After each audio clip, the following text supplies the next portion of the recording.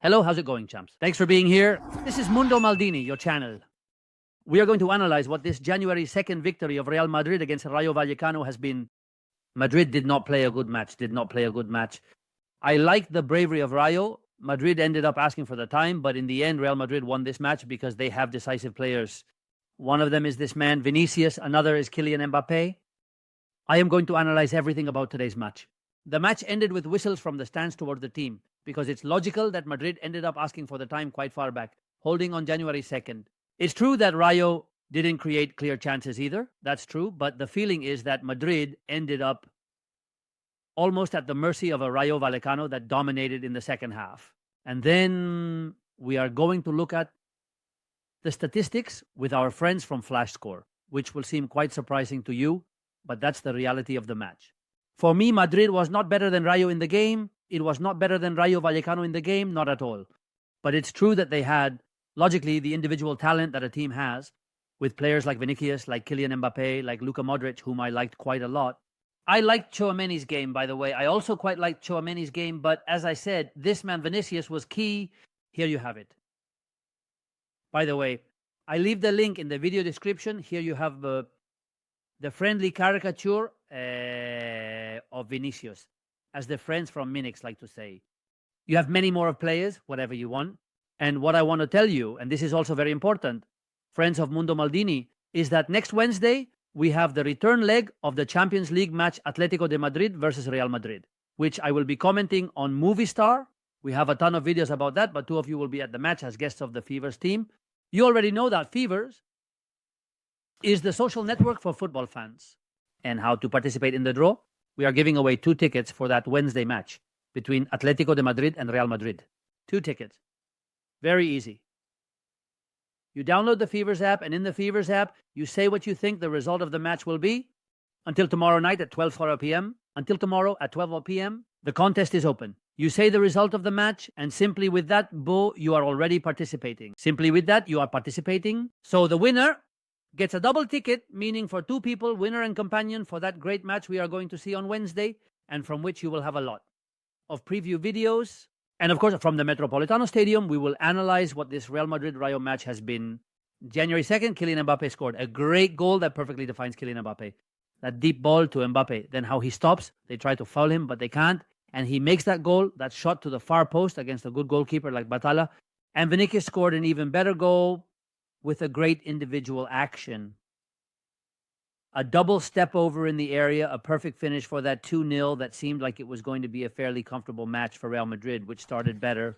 What happens is that Rayo is a brave team that has pressed high from the beginning, has pressured up front, and has made things very difficult for Real Madrid.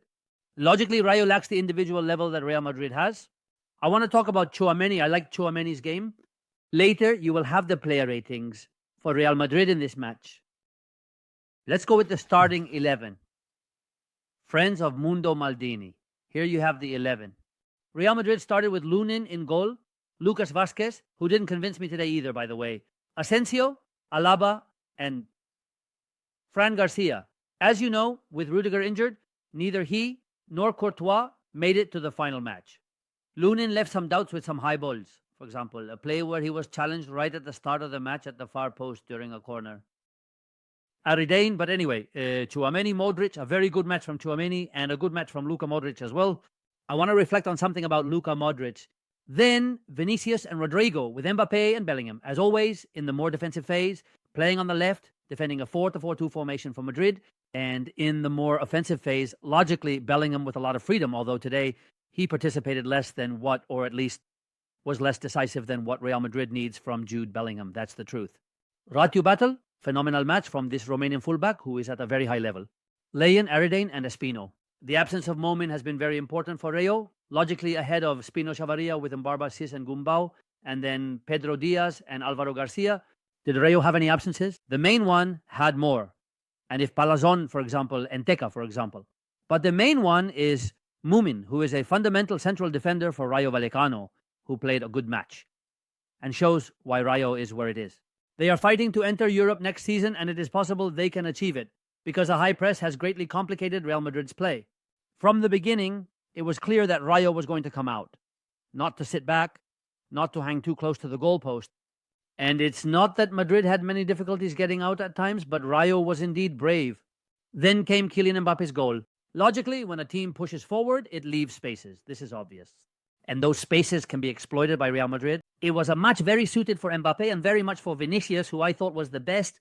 Since we see Tchouameni here in the background, let's bring Tchouameni a little closer here. Since we see him here in the background, I have to say that I liked Tchouameni. I have criticized him a lot as a central defender.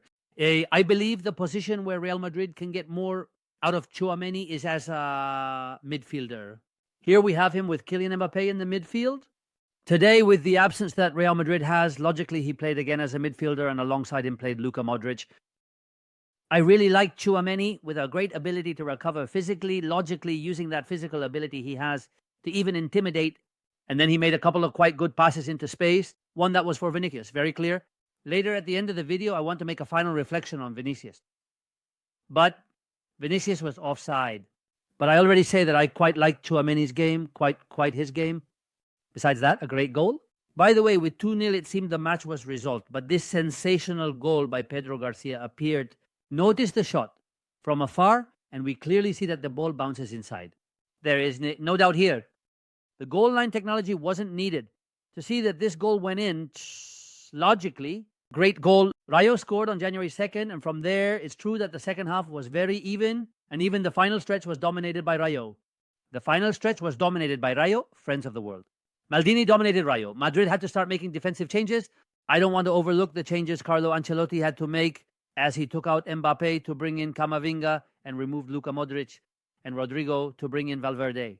In other words, he brought in Valverde and Camavinga and took out 2 of the 3 forwards. In fact, the only forward who finished the match was this man, Vinicius. Here he is with Lucas Vazquez. What he did was put Modric on the right. The thing about Luka Modric is that he played well. Luka Modric played well. Of course he played well. It's hard to see Luka Modric play poorly. Here we have the team celebrating the goal. Real Madrid, one of the goals. But of course, the reflection that needs to be made is that Modric plays very well. But in the end, when he plays, it's in the least significant match. Because obviously, in the 2 matches of the tie against Atletico de Madrid, he wasn't a starter in the first leg. Played few minutes, and in the second leg, it's likely he won't be either.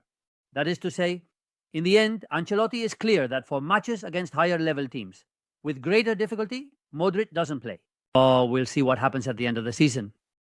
One of the things Ancelotti has to do, and he's doing it quite well, is to manage Luka Modric's playing time, but he's managing it not so that he plays the most challenging matches, but so that he plays more accessible or less important matches, which is what's happening with Luka Modric.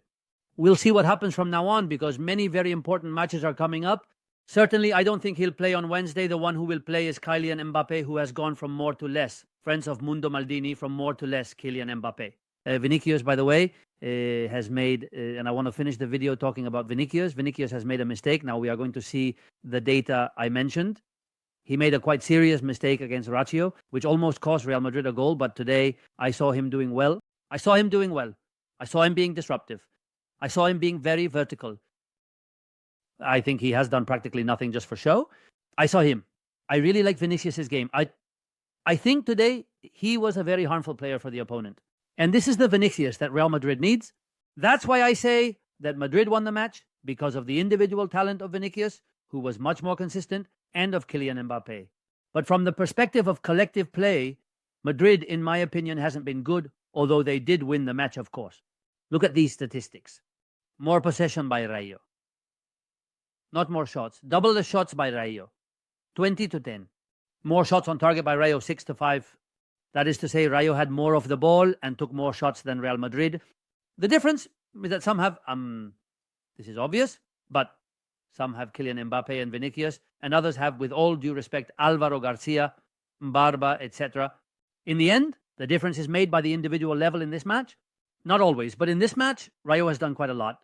Rayo has done quite a lot by keeping the match even until the end. Great work by Rayo. Victory for Real Madrid, who takes the lead. Atletico de Madrid lost yesterday, and Barca couldn't play due to that unfortunate event. That caused the match to be suspended. So Madrid, with one more match than Barca, is the leader of the league heading into Wednesday, which is going to be spectacular. What a week we have, friends of Mundo Maldini. A hug. Bye.